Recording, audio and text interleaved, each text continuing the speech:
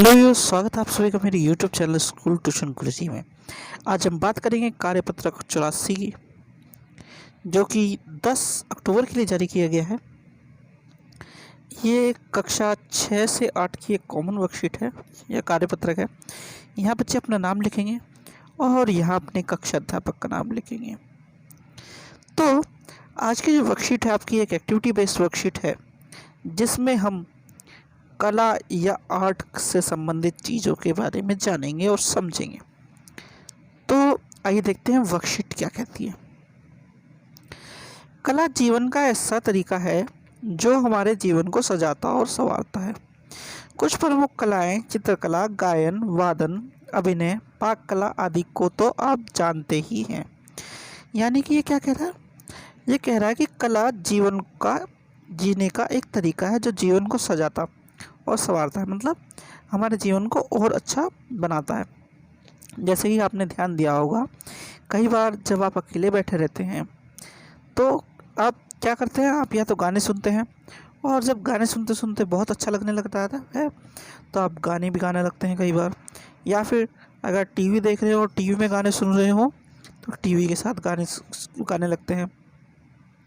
तो ये क्या हुआ कि आप गाने को सुन तो रहे हैं और गा भी रहे हैं।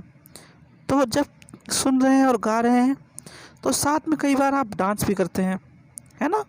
तो डांस करते हैं तब क्या करते हैं, एक तरह से आप नृत्य कर रहे हैं या अभिनय भी कर रहे हैं। किसी किसी बच्चों को ये भी शौक़ होता है खाना अलग अलग तरीका बनाने का और खिलाने का, है ना। तो वो कहलाता है पाक कला। ठीक है। बहुत से बच्चे स्कूल में बहुत अच्छी अच्छी ड्राइंग बनाते हैं अपने टीचर्स के लिए, अपने बड़ों के लिए, ताकि उन्हें गिफ्ट में ग्रीटिंग कार्ड बना करके वो ड्राइंग बना के दे सकें वो। तो ऐसी चीज़ें क्या होती है, चित्रकला में आती हैं। तो क्या है ये, आगे देखते हैं। ये हमारे जीवन और संस्कृति का एक अंग है। तो ये जीवन और हमारे संस्कृति का अंग है। चित्रकला हमारे जीवन और मन को रंगीन बनाती है, तो नृत्य कला अभ्यास और मनोरंजन का तरीका है। तो क्या कह रहा है ये, चित्रकला हमारे जीवन को और मन को रंगीन बनाती है। ऐसा इसलिए क्यों, क्योंकि आपने देखा होगा, हम जब कोई भी ड्राइंग बनाते हैं या चित्र बनाते हैं तो उसमें जो मर्जी हो वो कलर करते हैं हमारी कल्पना के अनुसार कि हमें ये रंग अच्छा लगेगा। इसी वजह से ये हमारे जीवन को रंगीन बनाता है और मन को भी। और नृत्य कला क्या करता है, नृत्य कला हमें प्रैक्टिस, एक तो प्रैक्टिस के लिए बोलता है और दूसरा हमारा एंटरटेनमेंट भी करता है, क्योंकि हम अच्छा भी लगता है ना डांस करके बहुत से बच्चों को। फिर है भोजन पकाने की कला का प्रयोग हमारी माँ रसोई में करती है। इसके ना रहने पर आपका जीवन स्वाधीन हो जाएगा।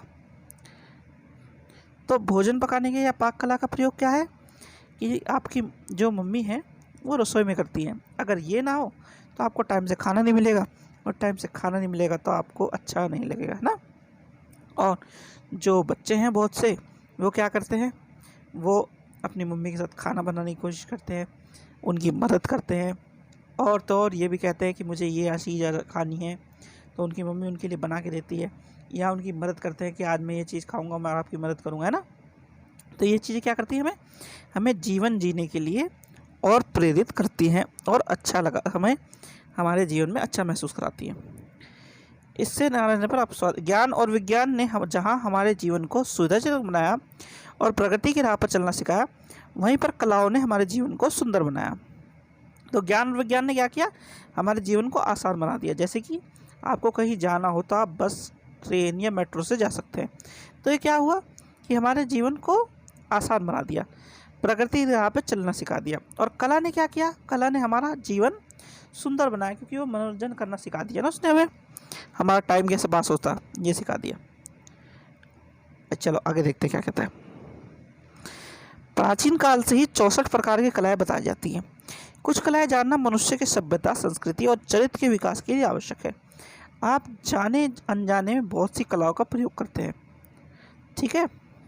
तो ये क्या कह रहा है कि प्राचीन काल में 64 प्रकार के, जैसे ये नृत्य हो गया आपका, गायन हो गया, वादन हो गया, ठीक है, इस तरह की 64 कलाएं थी जो कि मानव संस्कृति में या मनुष्य की सभ्यता के चरित्र के साथ विकास करती थी, और जाने अनजाने में आज भी हम उनका बहुत सी का प्रयोग करते हैं।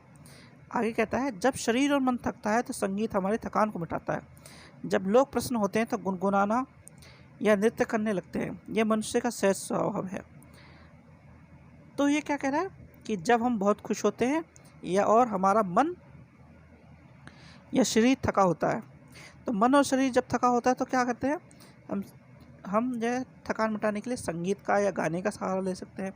और दूसरी चीज़ क्या, जब हम खुश होते हैं तो अपने आप ही गाने लगते हैं और नृत्य करने लगते हैं ना बहुत, तो अच्छा भी लगता है फिर हमें।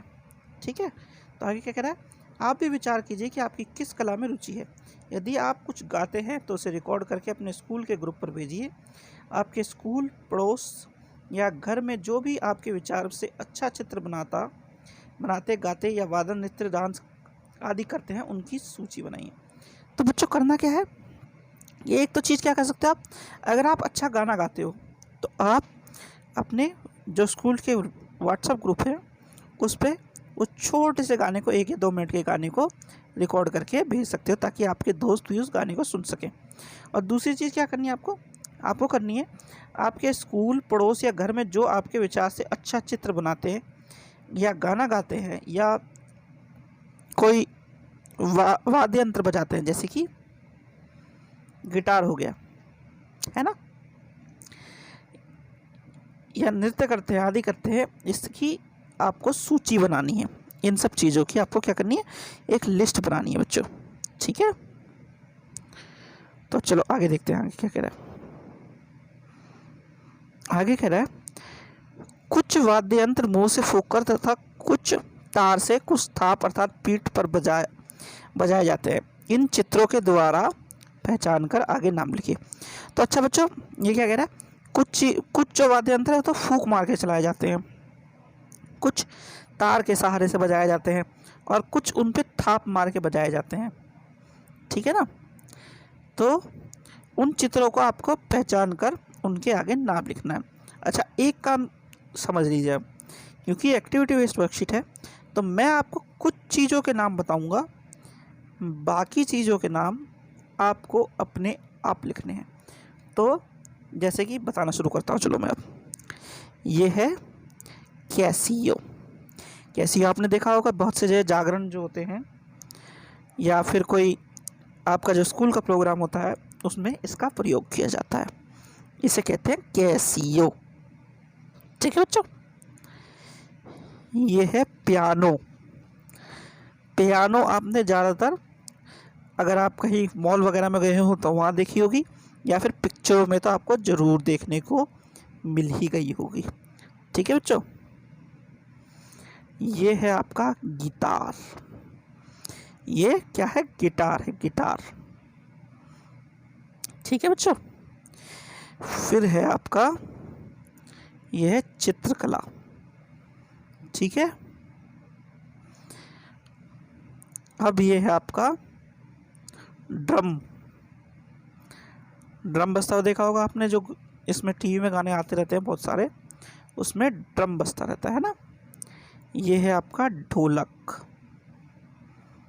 ठीक है,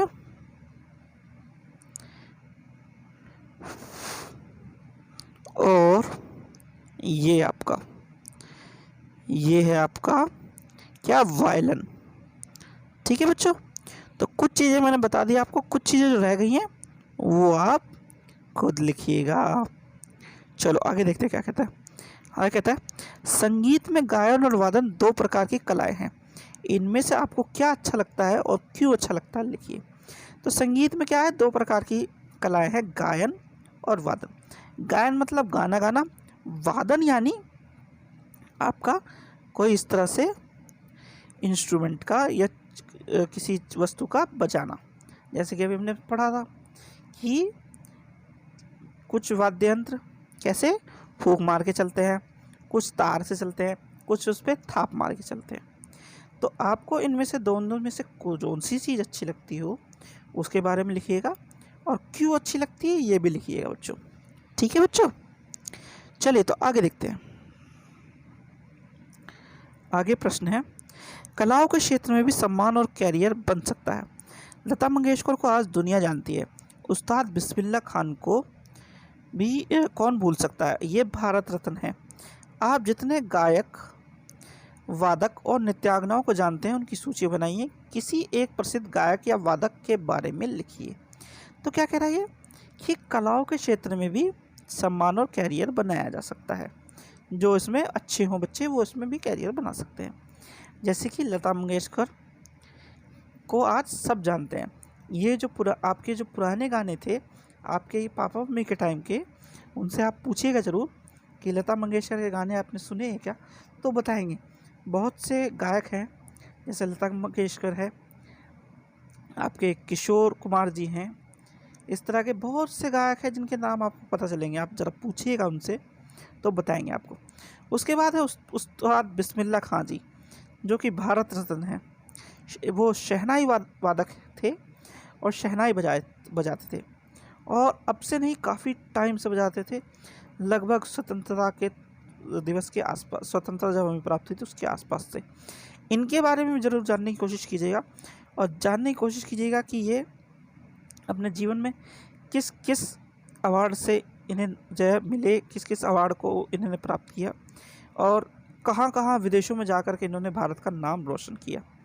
तो अब प्रश्न है कि आप कितने गायक, वादक और नृत्यांगनाओं को जानते हैं, उनकी एक सूची बनानी है और किसी एक गायक या वादक के बारे में आपको लिखना है। तो जब आप, मैंने अभी क्या बताया आपको, मैंने बताया कि जब आप अपने माता पिता से बैठ कर के पूछेंगे कि आप लता मंगेशकर को जानते हैं या उनके जैसे कई और कलाकारों को जानते हैं जो गाना गाते थे, तो आपको बहुत सारे गायक, वादक और नृत्यांगनाओं के बारे में पता चलेगा। तो उनमें से आप सूची बनाएं, पहली चीज़। दूसरी चीज़, किसी एक प्रसिद्ध गायक या वादक के बारे में आपको लिखना है। अब आपके टाइम के अगर गायक और वादकों की बात करें तो अब के टाइम में तो रैप चलता है ना। रैप जो है वो चलता है, जैसे हनी सिंह हो गया, तुलसी कुमार हो गया, है ना। और नाम गिनाना शुरू करूँ तो शायद वीडियो बहुत बच्चों लंबी हो जाएगी, है ना। तो ये दो नाम मैंने आपको बता दिए हैं। वैसे कई सारे गाने हैं जो आपको मैं बताना चाहूँगा कि आपको बहुत पसंद होंगे, लेकिन आप कोशिश कीजिएगा कि जो आपके माता पिता नाम बताएं उनमें से पहले गायक, वादक और नृत्यांगनाओं की सूची बनाइएगा, और किसी एक प्रसिद्ध गायक या वादक की जो आपको पसंद हो उसे लिखिएगा। ठीक है बच्चों, तो ये आपकी वर्कशीट हो गई कंप्लीट, और वीडियो भी। आशा करता हूँ आपको वीडियो अच्छी लगी होगी। अगर वीडियो अच्छी लगी हो तो चैनल को सब्सक्राइब करें, वीडियो को लाइक करें और शेयर करें। Thank you.